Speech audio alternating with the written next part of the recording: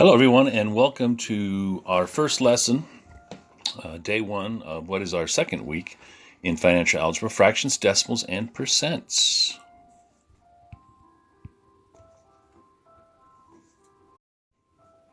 All right, I'd like to have you take a look at this and tell me what is wrong with this picture. First one on the left and then the one on the right.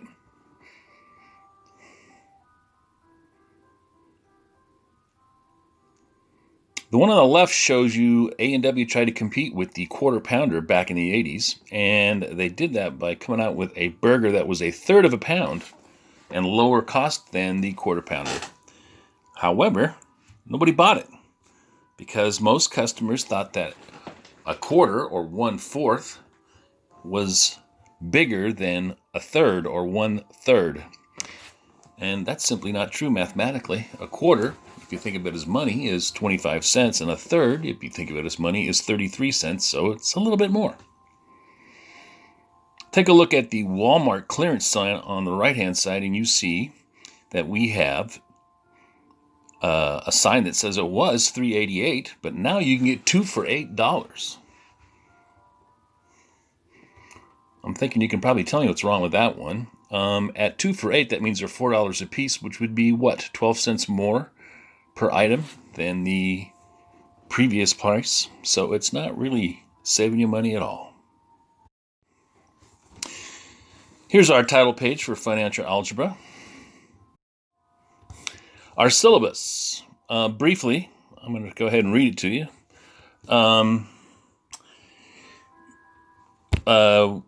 What we have is a semester-long mathematics course that satisfies the high school graduation credit requirements for the third year of mathematics. The course is designed to help students navigate and understand certain components that relate to the world of finance and everyday fiscal life.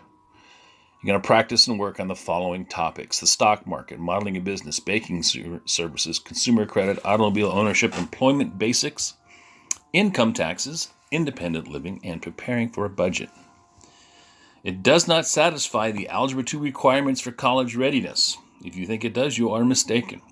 College-bound students should consider taking Algebra 2 or another math course to be ready for college math courses. What this course gives you is math, and it gives you real situations for math, whether that is balancing textbook, checkbook, or bank statement, or looking at taxes. And there's not a lot of abstract math going on, which some people appreciate.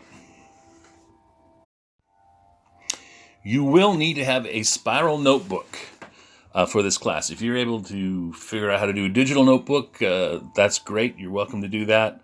However, I am still learning about that stuff, and as soon as I get it down, I'll share it with everybody. It's where you're going to keep all your work. Keep it in one place. 25% of your grade is on the notebook. You can glue or tape or staple the syllabus. It says inside the back cover that's left over from the old days when we didn't have a digital syllabus online, so you don't really need to worry about that. You number your pages in your book, the bottom right-hand corner, 1, 2, 3, 4, etc., front and back. It's going to look something like this. We're going to use Cornell Notes style, and my lessons will be provided to you in Cornell style. So it would look, something like this, and you would have your numbers like that.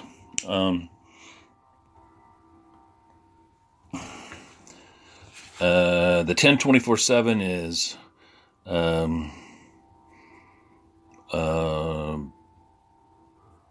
left over from old dates. Obviously, it's 2020. All right. In our class, I'd like you to contemplate what's your favorite subject, and if it's none of these, you got to pick one. Is it math A? Is it science B? Is it English C? Or social studies D? And write in the chat A, if you're watching this live, for math, B for science, C for English, D for social studies. How could we use this to represent our choices?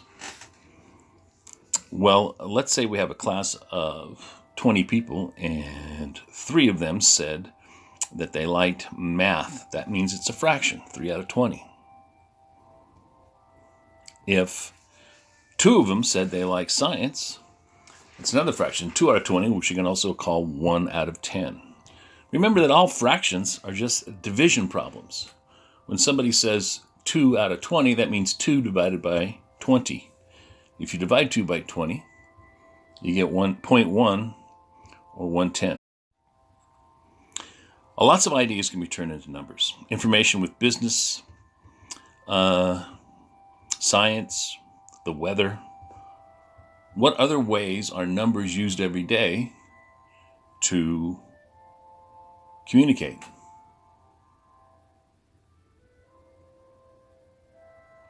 It's been suggested that popularity on progressive music charts or pop music charts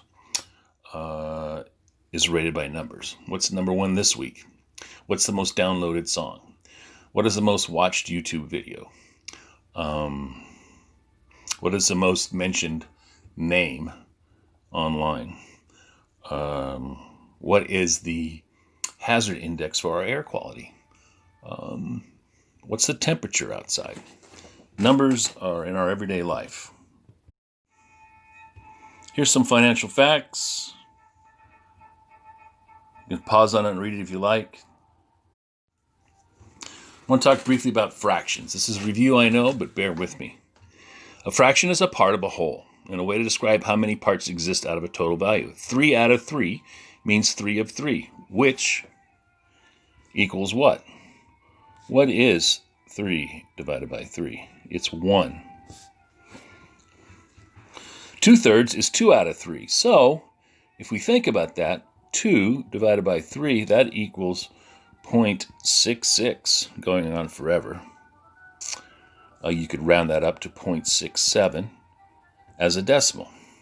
1 out of 3 is, again, 1 divided by 3, which is 0.33, going on forever.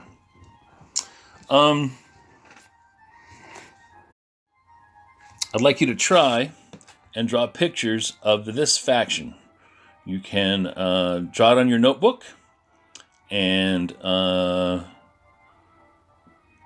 pause the video and restart it when you're ready to go.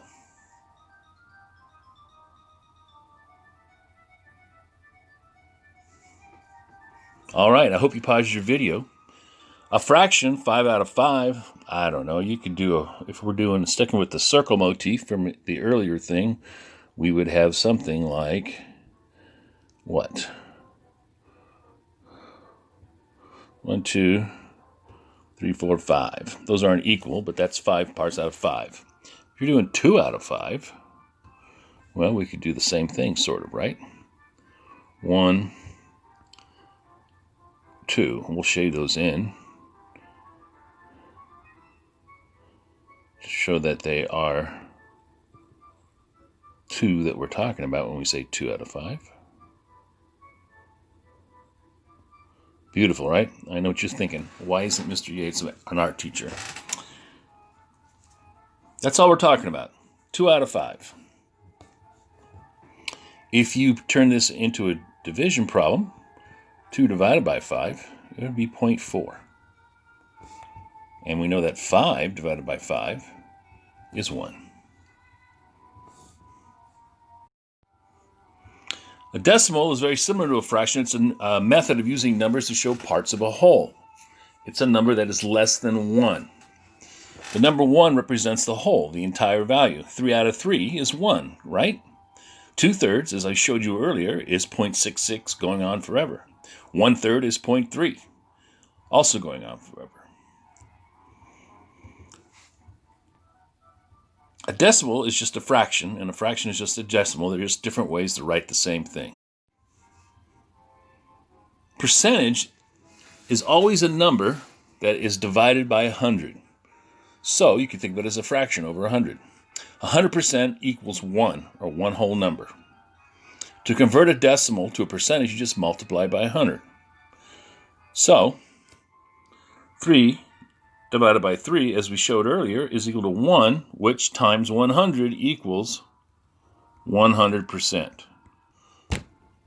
2 divided by 3, again, we showed earlier, is 0.666, which we can write times 100 is 66.6%. Or if you wanted to round up, you could say it was 67%. 1/3, same idea.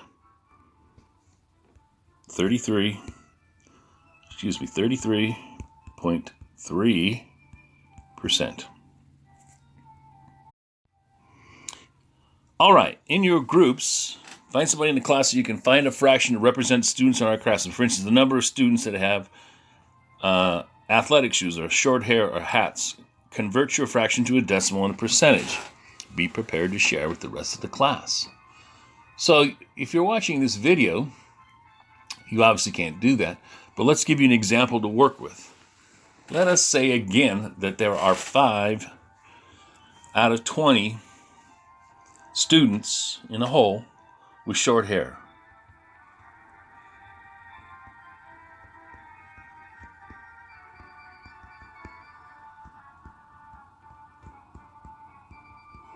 Can't be any shorter than my hair, but that's what we're going to say. Convert your fraction to a decimal. Well, our fraction would be 5/20, right? And when we do 5 divided by 20 on our calculator, we get 0.25. Well, to turn the decimal into a percentage, we multiply times 100. My goodness, my pen is giving me a hard time here. And 0.25 times 100 would equal 25%. Sorry I couldn't write that out for you, but my tablet seems to be messing up a little bit on me. Convert the following into percentages. Go ahead and pause the video and put these fractions into your calculator and determine what they are as decimals. And then once you have a decimal, determine what they are as a percentage.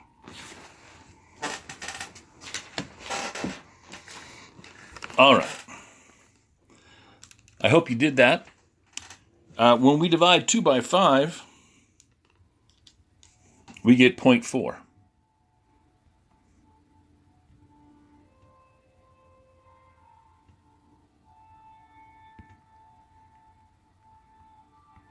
Point 4 times 100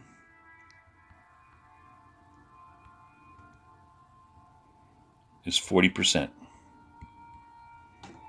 3 divided by 5 is 0.6. 5 divided by 5 is 1. Put my decimal point there to indicate where it's at. So 0.6 times 100 equals 60. And that's a percentage, so we're going to go ahead and make an indicator there of that. 1 times 100 is 100%. 0.75 times 100, we don't have a fraction now, we're just got the decimals. These two are decimals. And if you multiply that times 100, you would get 75%. 0.02 times 100 would actually be 2%. Don't be the person who would write this.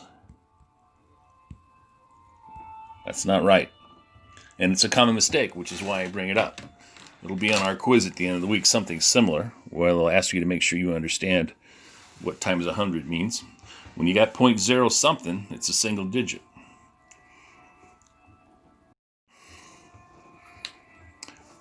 What other fractions would equal the same percentage? Well, let's say our percentage is 40%. So we know that that would be 40 over 100, which is the same as 4 over 10. But it could also be 2 over 5. All right, write your own fraction, convert it to a decimal and a percent. If you're watching this video online, I'm going to give you an example of that, but please try it first. Stop the video and take a look at, pick a fraction and then just divide it out, get your decimal, and then multiply it times 100 to get your percentage.